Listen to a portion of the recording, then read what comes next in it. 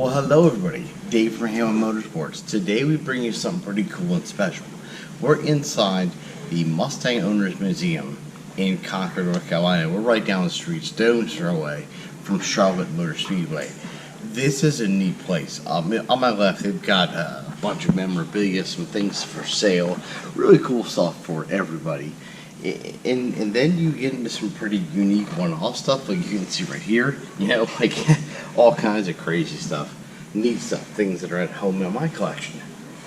When you pan back around this way though, as you can tell, and please pardon our friend, we're here around Halloween time, but we've got a barn find original Mustang, one of the ones made on the first day of production of way back in the 60s. Right on down the line, other stuff here, custom, restored, pretty, and a little teaser, there's a vehicle right behind us, you'll see. It's the very first Mustang ever sold, and it just came in on display here. So we're going to take you around the museum, show you a bunch of stuff, talk to Steve later on. He's the head muck here. We'll get to chat with him, so let's check out some stuff and we'll show you some highlights.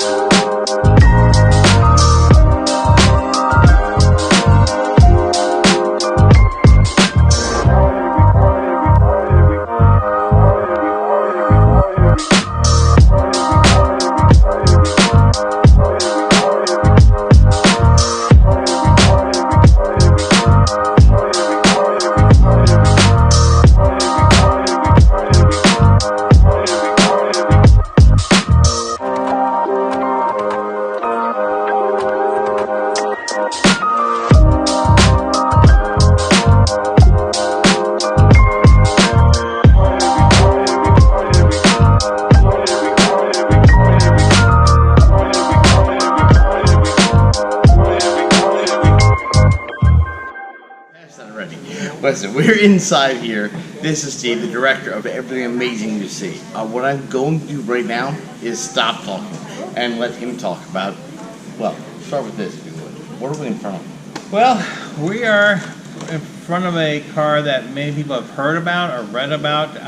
Rarely get to see it unless you live in Chicago or at some of the Ford Motor Company events. They've actually, the last time this car was out at a Ford event was in 2018 at Woodward, to kind of coincide with the presentation of the 10th million Mustang built. So they had three cars on display. They had the 10th million Mustang on display, they had the very first Mustang ever sold on display, and they also had Sean Kernan's Bullet on display. So they had those three cars. Now I've had two, I now have two of those three cars have been in our museum. I gotta find that 10th million Mustang so I can have all three. But anyway, the car is, well, it is, as many people know, it was sold on April 15th to a lady who was becoming a school teacher, and she wanted a convertible.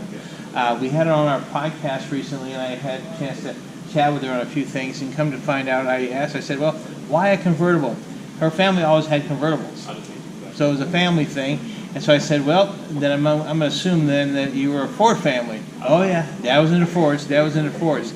Now I did not realize until I saw the bill of sale that they traded in a 58 Chevy. So I got to ask her about what's the story on that, because that's a Chevy, not a Ford. But anyway, and another kind of interesting piece of our podcast, I asked her, I said, what would have happened if the dealership realized, whoops, we made a mistake. You're not supposed to have that car yet. You can have the car, but you need to bring it back. She said they would never call me. She said, I drove out with that car, everybody waved, had a great time with it. So she said, no, she realized pretty soon. She didn't even know what Mustang was when she bought it. She just loved the car. Had no idea she bought it before the announcement. Had no idea that that was kind of the dates were in place to make that happen. So it's been restored. Her husband insisted that they kept the car, and when he retired, he was going to restore it, which he actually even built a separate garage so that she would be happy not having the space in the normal garage, because the car sat for many, many, many years. Wow. So You guys have to stay married.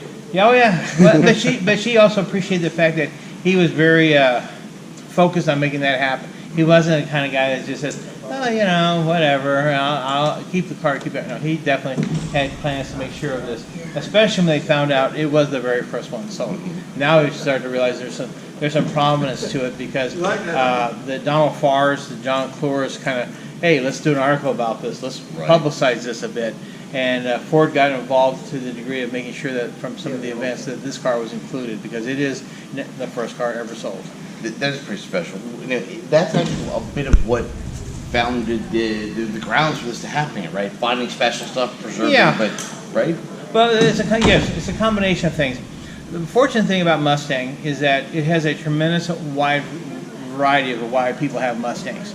Some want to race, some want to restore, some want to go rest a mod, some want daily drivers. I mean, the car is so adaptable that it fits so many different generational connections to it, so to speak. So true. And so that because of that, we realized, and sadly, there had not been a Mustang museum till now. There have been a few attempts that failed, unfortunately, considerably failed. We had to deal with that baggage, to be quite honest with you. But we knew to expect it. But our goal is it's called the Mustang Owners Museum for a reason. It's about the owners. So all the cars here are on loan to us for a period of time. It does two things. One, we can share this with the owners who have cars that many of these great cars are sitting in a garage. They're just sitting there. They don't go to car shows anymore. They don't really drive them, but they don't want to get rid of them because their passion is, I'm not getting rid of my baby. My baby stays. I got to keep it. Right. And so we had a way of being able to share those cars. We have the World's Fair car here, 004. I know the family pretty well, and they pretty much had never taken the car out anywhere. They brought it to the 50th on display, but beyond that, they don't take the car anywhere. So I reached back to them and said, well, we're doing the museum. They go, okay, we're interested because we don't mind sharing the car, but we're just not going to trailer it to a show. 2 days later, bring it home. That's just not what they do. That's just not what the family does. So here we can share with everybody that comes in. I enjoy the history. I enjoy the memorabilia. I enjoy the cars and connecting these things. And there's a lot of reasons why some of these cars are here that people may go, well, is that really a museum quality? You don't understand. There's passion. Yeah. There's a story. Cars have stories, and we try to share that here and make sure the worst looking car we have in our building is our barn find. And I say worse because it's just not cosmetic. I don't like that word. Right. That's wrong. But that one's one of our most interesting because it was built on the first day of line production to go to dealers, and the VIN number indicates that that's actually the 33rd car built for retail. So you think about that. Out of 10 million, we got the 33rd car for sale. Now, earlier, like 004, which is the World's Fair car, it eventually got sold. But it was not built to be sold initially. It was built to be marketed. So that was a purely car built to be sold in a dealer. So we look at how can we create a variety of looks and a variety of pieces. And we rotate 6 months. Every 6 months, you'll probably find 90% of the cars here have been changed out. I like that. That way we keep things fresh. At the same time, we're able to engage more and more owners. We want them to feel that this is their man cave. We turn this into, this is what we liked by being here, that this is a man cave place. Totally. If you're into Mustangs, you'll be here for a while. If you're not into Mustangs, 5 minutes later, you kind of like, not into it. I'm currently, I own my what is now my 16th Mustang, right? I play hard. And I'm visually overwhelmed in a good way here still. Like I'm in it, right? I'm in the world. I'm in the race scene, the show scene, the daily driver scene. The, oh my God, I've just broke it again scene. And yet I come in here and it's that kid in a candy store feel. Yeah. I'm just a little afraid to touch one or two of them, which I won't. But you know what I'm saying? Wow, it's wow. Oh, so no, I mean, our pleasure. But that's what we look at this. We have two customers that we try to serve here. One is the Mustang guy, the guy that's into it, the enthusiast. He's been in it. He's been into it hard. He's done it. He's active with it. But we also have the public that comes here, and the public is we try to share that there are things so they become more interested in Mustangs or can more appreciate what Mustangs are. The culture, the people exactly, behind it. Yep. Exactly. And so we have to do a little bit of both so that the enthusiast come here and he gets the oh wow, and then the person that's actually more the public, they're into cars, not necessarily Mustangs or their uncle had a Mustang, some kind of connection.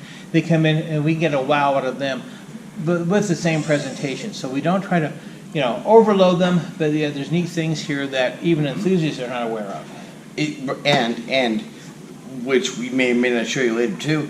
There are things to purchase here for the little big kid in all of us, because there's models and there's die casts and there's posters and there's things that for real are very, very cool and neat. Well, we do find that a lot of enthusiasts say, I can't find a shirt, I can't find a hat, I can't find this, I can't find that.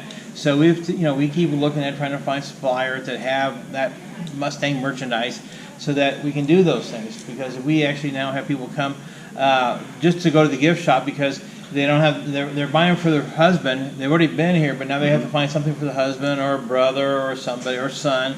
But so we do have a nice little gift shop that kind of helps fill that bill a little bit. So we try to connect that way also. I'm an online shopper already, and I'll be shopping before I leave and meeting. So on that note, I want to thank you for letting us in here, for what you have created and done, etc. Like I said, it's a place that, as I've seen videos before, right?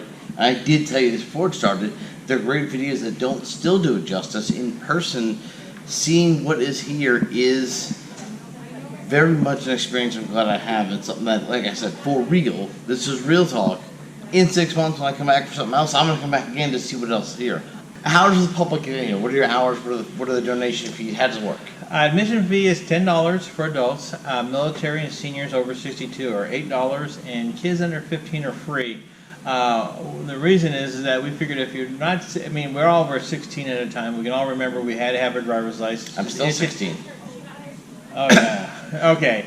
Wow. But anyway, anxious to get that driver's license. So I figured, you know what? If you're 15 and under, we obviously want mom and dad to bring the kids here. So we don't want to make it so that, well, boy, by the time we add all the kids into it gets expensive. And if you don't have a driver's license, why am I charging you? But I want you to come. But we don't want to charge you. When you turn 16, you get a driver's license. So there's a responsibility, and it costs more, I guess. So we do. That's why we use 15 as our cutoff for free. On that note, I want to thank you.